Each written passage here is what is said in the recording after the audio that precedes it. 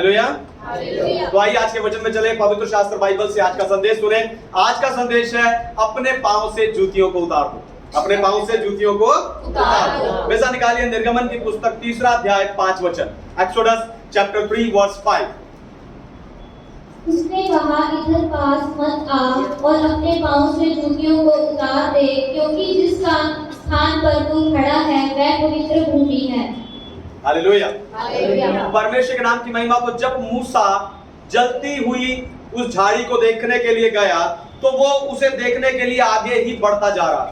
तब परमेश्वर ने उससे कहा, इधर मत आ, क्योंकि जिस स्थान पर तू खड़ा है वो पवित्र भूमि है। परमेश्वर ने मूसा को जूते उतारने के लिए क्यों कहा? उसने कहा अपने पांव से जूतियों को उतार दे, क्योंकि जिस स्थान पर तू खड़ा है वो पवित्र भूमि है। परमेश्वर ने मूसा को जूते उतारने के लिए क्यों कहा? जब हम किसी के घर जाते हैं, अगर वो पोछा लगा रहे हो तो हम अपने आप बाहर जूते उतार देते हैं, क्योंकि हम उनका पोछा गंदा करना नहीं चाहते। फिर मेरा एक मित्र है, उन्होंने अपने घर में एक बहुत ही लाइट कलर का वो गलीचा बिछाया हुआ, और वो जब भी कोई उनके घर आता तो उन्हें जूते बाहर उतारने के लिए बोलते हैं। वो नहीं चाहते कि उन आने वालों के जूतों के द्वारा उनका जो लाइट कलर का गलीचा है वो खराब हो जाए या गंदा हो जाए। मूसा के मन में भी शायद उस दिन कुछ ऐसा ही आया होगा। पर आपको बताऊं, उस दिन वहां पर जूतों को उतारने का अर्थ पवित्र स्थान को गंदा करने से कहीं अधिक था। तो परमेश्वर मूसा से जूते उतारने को क्यों कहा, या जूते उतारना किन बातों को प्रदर्शित करते हैं, यही बताकर आज मैं आपको उत्साहित करने जा रहा हूं। लेकिन उससे पहले मैं चाहता हूं कि दुनिया भर से जितने विश्वासी स्पिरिचुअल पैशन असेंबली यानी आत्मिक उत्साह की सभा के संदेश को सुनते हैं, हम जोरदार ताली से उनका स्वागत करें।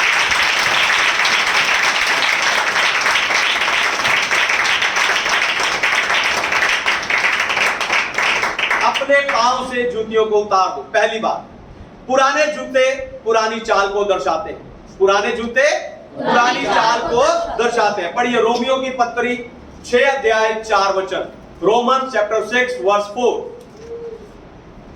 अतः उस मृत्यु का बपतिस्मा पाने से हम उसके साथ गाड़े गए, ताकि जैसे मसीह पिता की महिमा के द्वारा मरे हुओं में से जिलाया गया, वैसे ही हम भी नए जीवन की सी चाल चलें। हालेलुया। परमेश्वर के नाम की महिमा। तो आपके जूतों पर आपकी चाल निर्भर करती है। आपके जूतों पर आपकी चाल निर्भर करती है। अगर आपके जूते आपकी साइज से बड़े हैं या छोटे हैं, या टाइट है या खुले हैं, तो आपकी चाल अलग हो जाती है अपने आप।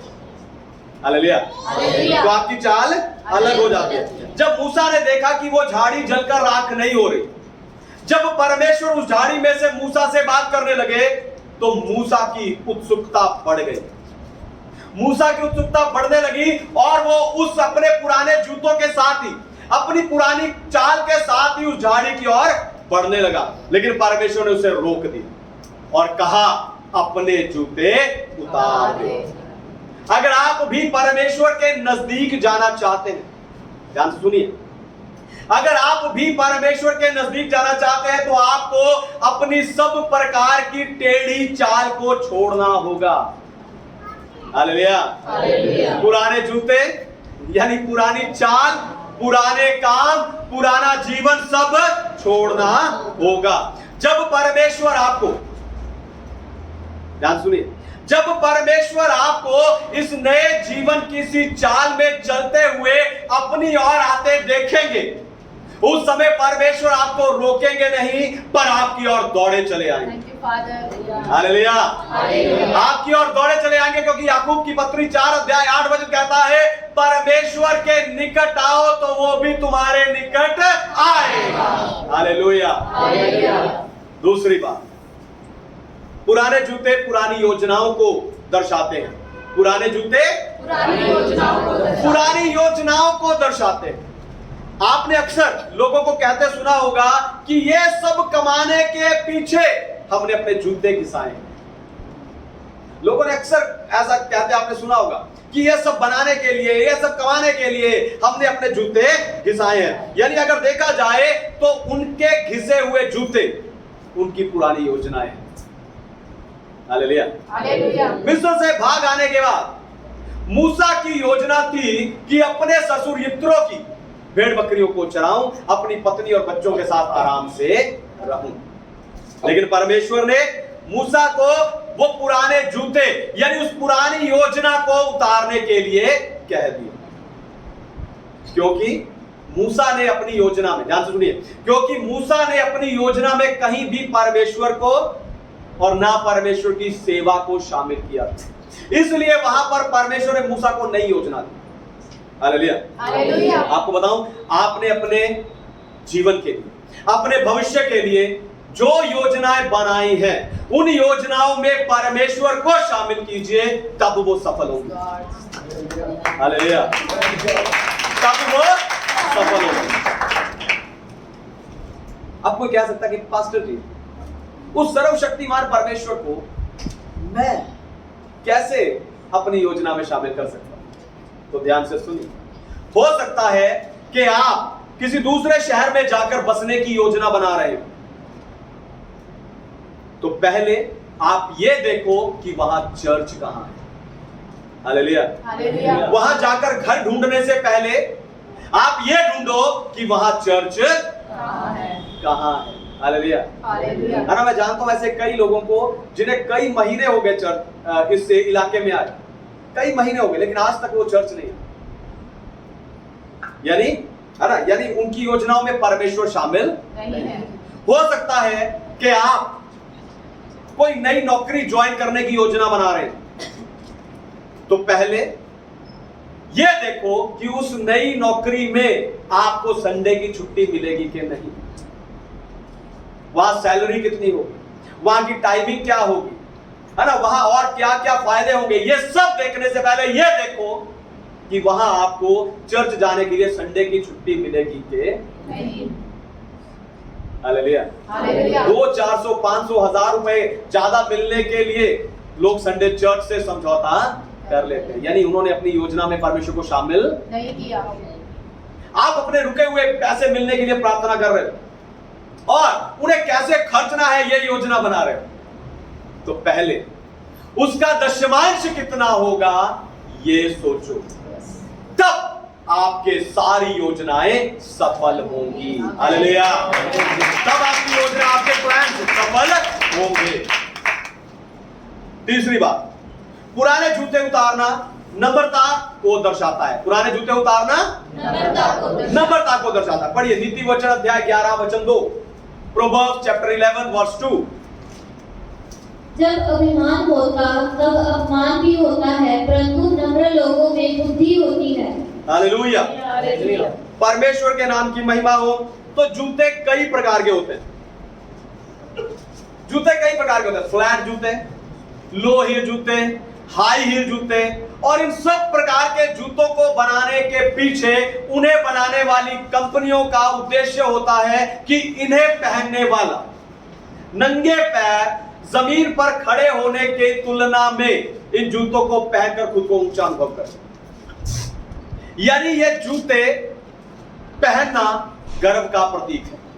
ये जूते पहनना गर्व का प्रतीक है, सिर्फ शारीरिक रूप से नहीं, आत्मिक रूप से भी गर्व का प्रतीक है। इसलिए जिन जूतों को, ध्यान से सुनिए, जिन जूतों को मूसा घमंड के साथ पहनता होगा, परमेश्वर ने उसे उन जूतों को उतारने के लिए कह दिया। Hallelujah, hallelujah. ये तो मेरे सबसे फेवरेट जूते हैं, ये तो मैं कोट पैंट के साथ ही डालता, ये तो मैं शरारा के साथ ही डालती हूं।